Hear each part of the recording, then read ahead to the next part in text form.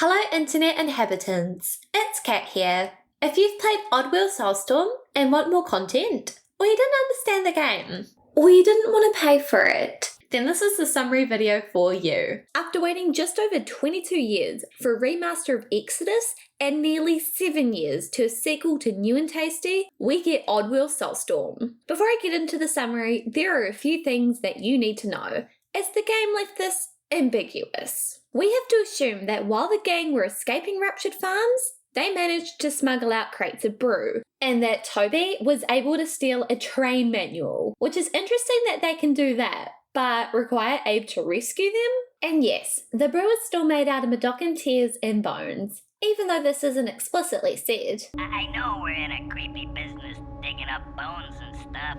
To set the story, after Abe's heroic adventure in escaping ruptured farms, Madocans now see him as a saviour and are following in his footsteps. On the contrary, everybody else believes it was Moloch who burned down his own farm for the insurance money. Moloch, infuriated and now a social outcast, is intent on seeking Abe out to prove his innocence. Alright, now that you know that, let's move on to the story. The Madocans are celebrating escaping by drinking brew, while Abe is celebrating not getting pushed off the edge by Big Face by being mentally abused by a shaman. Their talk essentially goes like this. We're free! Nope. But we escaped! Stitch lips, cut them off. I can't! My mom gave them to me! Stitch lips. Who cares? We're free! Nope. But we escaped! Nope. More danger. Can you tell me what? Nope. I've got to go to my grave now. Bye. Wow. Yeah, I'm glad he died. I mean, seriously, if you're gonna forewarn someone, give them something to go on. Like, at least tell the poor dude what to expect. Anyway, because of the stupid shaman's predictions, the Madocans are discovered by the surviving sligs of ruptured farms. To prevent dying, we've got to escape. Unfortunately for us, Abe chooses the difficult path, rather than following his followers, who actually had the brains to take the back road. But at least it leads us to a dying Madocan, who gives Abe a package telling him to find the Keeper, as this will help him to help the Madocans, along with giving the game some content. Oh, and we get a lovely scene of Moloch being pissed that Abe isn't yet captured. Abe then arrives at the ruins to encounter Alf, who we want to join, but can't because of fate. We've got to keep travelling and helping Madocans to escape until we can meet Alf at the old trellis. Yay! Nothing important happens until we reach the Funcula. Here, Abe finds lots of sick Madocans who ask him to create a cure to save them, which of course he does. By healing his friends, this helps reinforce that he is the chosen one. We save these Madocans and head to Sorrow Valley. Here, Abe finds a dead Madocan who has a tape specifically for him. After this level, we arrive at Fat Station. We get a scene of Moloch, who is still stalking Abe. He's really trying to reinforce that Stockholm syndrome on him. Abe stops and hijacks the train, and we finally end up at the old trellis. Abe enters the train and finds Alf simping over Toby. And of course, Abe interrupts this purely romantic moment. He summarizes everything that's happened along with showing at the amulet, which was inside the package the first now dead Madocan gave him. The gang want to get to the Keeper, and like magic, the amulet shows them where she is, at Necrum. Alt aren't happy about this, as Necrum is dangerous, with Gluck and Morga in charge of Necrum mines. Though, conveniently for Abe, the next train stop is the Slig Barracks, which has a communications outpost. If Abe can destroy the comms, it will give the train protection to travel to Necrum without being detected. And with the technology available there,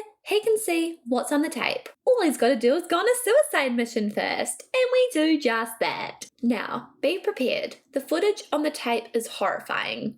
If you haven't played Exoddus, the brewmaster has been testing Madocan slaves for years to create something for the ultimate employee performance and job retainment solution. It has been discovered that Madocans can only achieve this through drinking 2 Soulstorm brews a day. But, unknown to the Madocans, the brew is tainted, as once Madocans start drinking the brew, if they don't consume any within 48 hours, they die. He has done this to give the Gluckans some leverage to prevent Madocans from escaping. Upon freeing the Madocans at Necrum, ha ha ha, shame Morga, Abe finds the Keeper. The Keepers know all the secrets in the world, but this particular one Abe encounters won't tell him anything until he fetches her the stone of the Fragon's eye. I'm seeing a common theme here. When we come back, the keeper informs Abe to put the eye in the center of the lake, and that will tell him what he needs to know. While Abe gets to see the extent of the Glucken's crimes against the Mudokons, we get to see him branded with the Necron branding. Whoop whoop, exciting, so worth all that drama. Afterwards, the keeper tells Abe to taint the brew with his recipe, along with stating this very important piece of advice.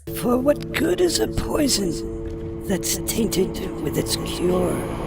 But Abe doesn't understand this. Like, how? He saw the tape that the brew is poisoned to keep the Mudokons enslaved, and he has a cure. Seriously, piece 2 and 2 together, Abe. Luckily for Abe, the amulet yet again shines a light on how he can taint the brew by going to Soulstorm Brewery and mixing his cure with the brew, and it will spread to all the factories as they are all interconnected through the Z-line. Whoa, who would have guessed? Sadly though, Abe doesn't have enough ingredients to cure a continent of Mudokons, but hero Toby comes up with the idea of going to Fico Depot to get more ingredients. Honestly, how is Toby the most competent and smartest person in this game? Alpha agrees and knows his old pals will help, but sadly for us, we have to do the worst level in the whole game.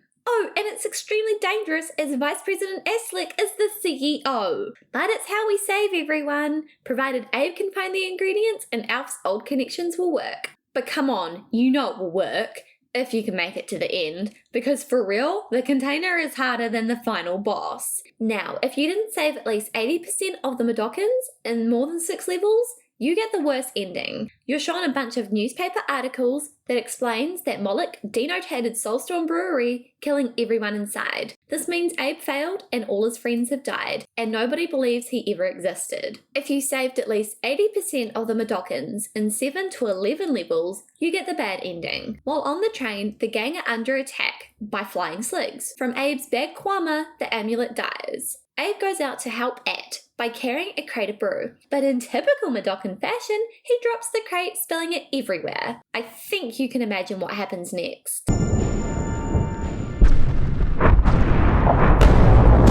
Moloch, knowing he'll be blamed, flies away to the Yamens, and I think he kills his chauffeur for annoying him.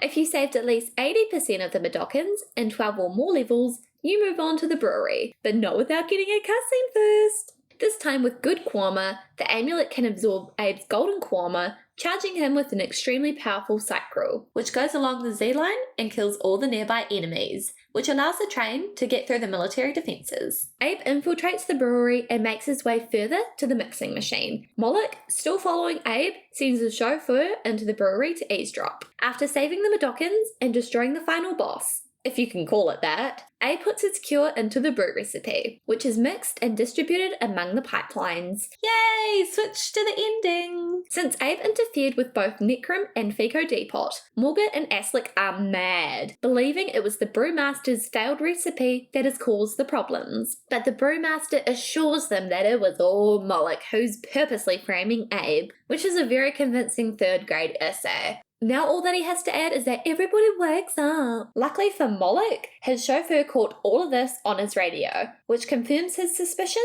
that he'd be blamed. Good thing beforehand he got his chauffeur to bribe his mates to join his side. The Sligs agreed, as they hate their bosses as they treat them as badly as retail bosses, but under the condition that they are compensated for their losses, and that they can join them on their trip to the Yamens. Moloch begrudgingly agrees, and we get this very satisfying scene.